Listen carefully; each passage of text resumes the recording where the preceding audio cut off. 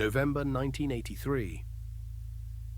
Somewhere in East Germany, Soviet nuclear-capable aircraft were sitting on runways with their engines warming. Flight crews were on standby. The bombs were loaded. No one had fired a shot. No missiles had launched. No war had been declared. NATO was running a military exercise. The exercise was called Able Archer 83. It was designed to simulate a coordinated nuclear release, the kind of command and control procedure that would precede an actual nuclear strike. To the Soviet military and the KGB, it looked real. This is what the CIA's own assessment later said. In 1983, we may have inadvertently placed our relations with the Soviet Union on a hair trigger. To understand how we got there, you have to go back 18 months. On March 8, 1983, President Reagan stood before the National Association of Evangelicals in Orlando, Florida. He called the Soviet Union an evil empire. He called it the focus of evil in the modern world. The speech was not a diplomatic statement. It was a moral declaration.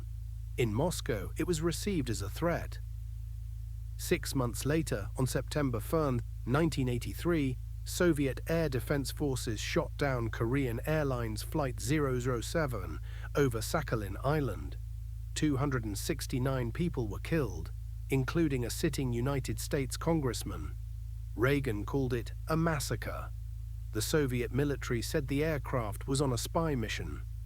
The relationship between the two superpowers had not been this bad since the Cuban Missile Crisis. Inside the KGB, a program called Operation Ryan had been running since 1981. Ryan stood for Raketno-Yadernoye Napadanie, nuclear missile attack. The premise was simple and terrifying. The United States was planning a nuclear-first strike. The KGB's job was to detect the signs before it happened. KGB residences in NATO capitals were given checklists. Watch the blood banks, watch the slaughterhouses, watch the lights in government buildings after midnight, watch for signs of preparation. By November 1983, KGB officers across Europe were watching very carefully. Able Archer 83 began on November 7, 1983. It was the largest NATO command post exercise in years. It involved the Supreme Allied Commander Europe. It involved new communication procedures, and it simulated, in detail, the escalation from conventional conflict to nuclear release. The exercise ran for 11 days. It covered the full command chain from political decision to actual weapons release. For KGB officers monitoring NATO signals traffic, what they saw aligned almost exactly with what they had been told to look for. The CIA's Special National Intelligence Estimate, produced in 1984 and declassified in 2015, described what happened next. I'm reading from the document directly. In November 1983, the Soviets may have believed that US forces had been placed on alert in connection with the Able Archer exercise. During the exercise, unusual command and control procedures were used, and some Soviet military units appear to have been placed on alert. Appear to have been placed on alert is careful language. What the document is describing is this: Soviet nuclear forces in East Germany and Poland were moved to higher readiness. Aircraft that carried nuclear weapons were repositioned to forward operating locations. In some units, the aircraft were loaded.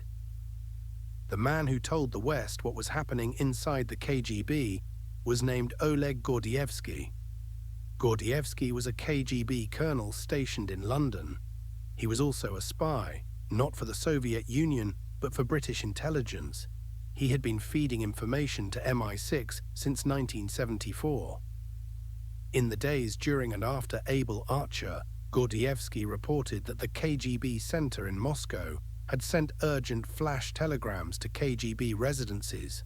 The telegrams described American preparations for war. They asked for immediate confirmation. The KGB was not running a drill. They believed something was happening. Gordievsky later wrote about this in testimony to Western intelligence agencies.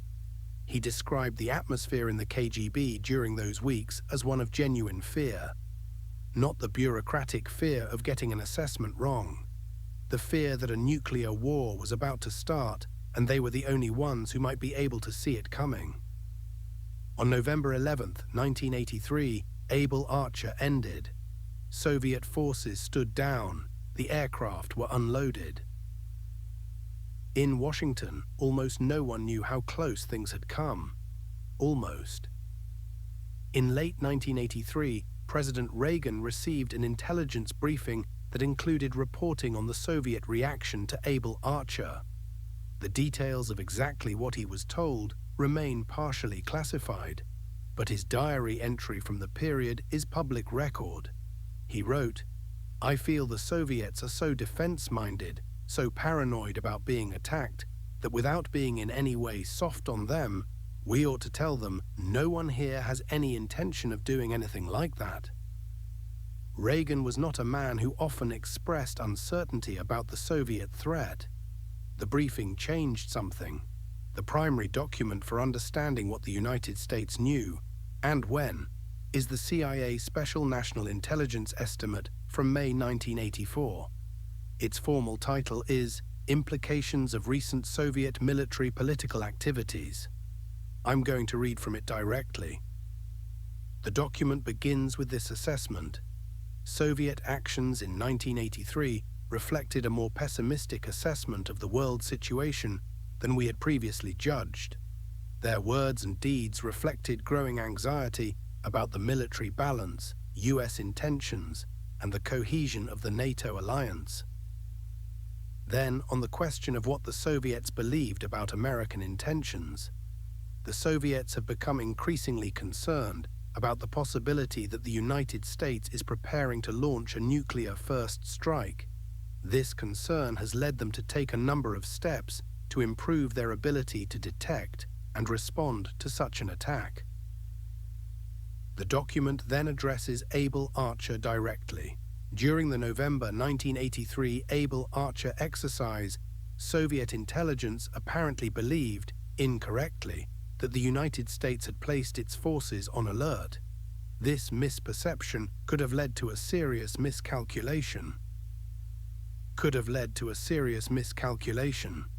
In intelligence language, this is as close as an official document gets to saying, "We almost started a nuclear war by accident." The British Joint Intelligence Committee, in its own assessment from 1983, declassified by the UK National Archives in 2013, was more direct. "We believe that Soviet concerns about a surprise NATO attack are genuine. Operation Ryan and the standing instructions to KGB officers to report on war preparations were not a charade. The Soviets were watching, and in November 1983, what they saw alarmed them." Gordievsky, after he defected to Britain in 1985, gave Western intelligence agencies the full picture of what the KGB had been reporting during those weeks. He said that the combination of Reagan's rhetoric, the KL-007 shoot-down, the deployment of Pershing II missiles in Europe, and then Able Archer, all of it together, had pushed the KGB's assessment to the edge of warning Moscow that an attack was imminent. They held back. Barely. In December 1984, Reagan met with Mikhail Gorbachev for the first time. Gorbachev was not yet General Secretary. That would come in March 1985. But the meeting was the beginning of a channel that would eventually lead to the Intermediate Range Nuclear Forces Treaty in 1987. Reagan, in his memoirs, wrote that Able Archer had left an impression on him. He had not realized until the intelligence briefing how genuinely frightened the Soviet leadership had become. The CIA document closes with this line: "The United States should be aware that in periods of tension, military exercises and procedural changes can be interpreted by the other side in ways that were not intended." What the document is saying in the careful language of intelligence assessment, is this: we scared them. They scared us. And for 11 days in November 1983, the world sat on the edge of a war that neither side wanted, started not by a decision, but by a misread signal. The Able Archer files are available through the CIA FOIA Reading Room and the National Security Archive at George Washington University. This has been The Secret Record.